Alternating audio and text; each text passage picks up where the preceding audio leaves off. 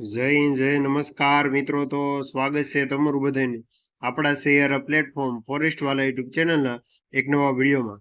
તો આજના વિડીયોમાં વાત કરવાનું છે કે ગુજરાત પોલીસ ભરતીને લઈને હાઈકોર્ટ દ્વારા છે તે ખૂબ જ મોટી અપડેટ આપવામાં આવેલી છે. તેની સંપૂર્ણ માહિતી આપણે આજના વિડીયોમાં મેળવીશું. તો શરૂ કરીએ આજનો આ વિડીયો.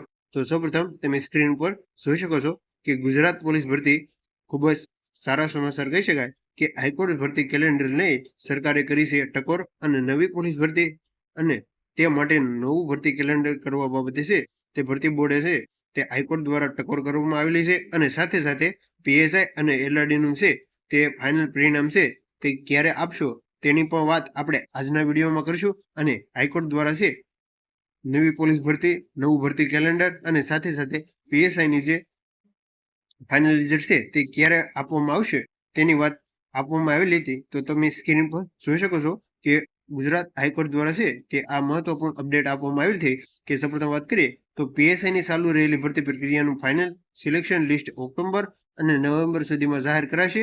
સરકારી વકીલ જીએસ વિકે કોર્ટમાં આપી છે માહિતી. એટલે કે હાલમાં જે પીએસઆઈની અંદાજે 300 થી 400 જગ્યા છે તેના ઉપર ભરતી પ્રક્રિયા હાલમાં ચાલુ છે અને સાથે એલઆરડીની 12,442 જગ્યા ઉપર હાલમાં આ ભરતી ચાલુ છે. તો તે માટેનું પીએસઆઈનું રિઝલ્ટ છે તે ઓક્ટોબર નવેમ્બર સુધીમાં જાહેર થશે તેવી માહિતી આપણને હાઈકોર્ટ દ્વારા આપવામાં આવેલી છે. અને સરકારી વકીલ જીએસ વિકેટે કોર્ટમાં કરી હતી આ માહિતી આપવામાં આવેલી હતી. અને ત્યાર પછી ચીફ જસ્ટિસે ફરી વાર્ષિક ભરતી કેલેન્ડર બનાવવા અંગે ટકોર કરી અને પ્રમોશન પોસ્ટ અંગે પોલીસ બોર્ડ જ નિર્ણય કરે તેવો પણ આગ્રહ આપવામાં આવેલો છે. એટલે કહી શકાય કે જે ચીફ જસ્ટિસ ફરી વાર્ષિક ભરતી કેલેન્ડર જે બનાવવા અંગે છે તે ભરતી બોર્ડને ટકોર કરી હતી અને પ્રમોશન પોસ્ટ અંગે પોલીસ બોર્ડ જ નિર્ણય કરે તેવો પણ આગ્રહ આપવામાં આવેલો હતો. અને અંદાજિત જે બીજા પેજની ભરતી છે તે 15,000 પ્લસ આવવાની છે તેની પણ વાત આપણે આજના વિડીયોમાં કરશું. અને જે ચાલુ ભરતી છે તે ઓક્ટોબર નવેમ્બર સુધીમાં પૂર્ણ થાય તેવી શક્યતા છે. અને ત્યાર પછી નવી ભરતી ક્યારે આવે તે અંદાજો કહી શકાય. ત્યાર પછી નવી ભરતી કેલેન્ડર જાહેર કરવા વિનંતી. એટલે કે જે નવા પેજની બીજા પેજની જે નવી ભરતી આવવાની છે તે માટેનું ભરતી કેલેન્ડર બનાવવા ભરતી બોર્ડે છે તે હાઈકોર્ટ દ્વારા છે ટકોર કરવામાં આવેલી હતી. અને ત્યાર પછી વાત કરીએ કે પોલીસ વિભાગની નવી ભરતી અને નવું ભરતી કેલેન્ડર લઈ હાઈકોર્ટ દ્વારા છે તે ટકોર કરવામાં આવી હતી. એટલે કે નવું ભરતી કેલેન્ડર જેથી ઉમેદવારોને તૈયારીમાં સારું રહે અને જેમ જીએસએસબી એટલે કે ગુજરાત ગૌણ સેવા પસંદગી મંડળ અને ગુજરાત પંચાયત સેવા પસંદગી મંડળ દ્વારા જે 10 વર્ષીય અને 1 વર્ષીય ભરતી કેલેન્ડર બહાર પાડવામાં આવ્યું છે તેવી રીતે પોલીસ વિભાગમાં પણ જો ભરતી કેલેન્ડર બહાર પાડવામાં આવે તો ઉમેદવારોને તૈયારી કરવામાં સારું રહે. ત્યાર પછી વાત કરીએ કે પોલીસ વિભાગની ખાલી જગ્યાએ મુદ્દે હાઈકોર્ટમાં સુનાવણી કરવામાં આવેલી હતી. અને જે પોલીસની એટલે કે 15,000 પ્લસ અને તેનાથી પણ વધારે જગ્યા છે તે ખાલી છે તો બીજા પેજની ભરતી 15,000 પ્લસ છે તે ભરતી આવશે. ત્યાર પછી વાત કરીએ તો પીએસઆઈની ભરતી પ્રક્રિયાનું ફાઇનલ સિલેક્શન લિસ્ટ છે તે જાહેર કરાશે ઓક્ટોબર અથવા નવેમ્બરમાં. અને પીએસઆઈની ભરતી પ્રક્રિયાનું ફાઇનલ સિલેક્શન લિસ્ટ છે તેને લઈ સરકારે છે તે ભરતી બોર્ડને છે તે ટકોર કરી હતી. અને હાઈકોર્ટે વધુ એક વખત ભરતી કેલેન્ડરને લઈ સરકારને ટકોર કરી છે. એટલે કે તમે જોઈ શકો છો કે હાઈકોર્ટે વધુ વખત એક ભરતી કેલેન્ડરને લઈ સરકારને એટલે કે જે ભરતી બોર્ડ છે તેને ટકોર કરી હતી કે આ ભરતી પીએસઆઈની ભરતી છે તે ક્યારે પરિણામ અને તેનું ફાઇનલ લિસ્ટ છે તે ક્યારે આપી દેશો. અને સાથે સાથે સૌપ્રથમ એલઆરડીનું છે તે માહિતી મળતા મુજબ સોશિયલ મીડિયાના કે સૌપ્રથમ એલઆરડીનું છે તે ફાઇનલ લિસ્ટ આપવામાં આવશે. અને ત્યાર પછી પીએસઆઈનું છે તે ફાઇનલ લિસ્ટ ઓક્ટોબર નવેમ્બરમાં આવશે. એટલે કે બંને ભરતી હારે જ પૂરી થશે.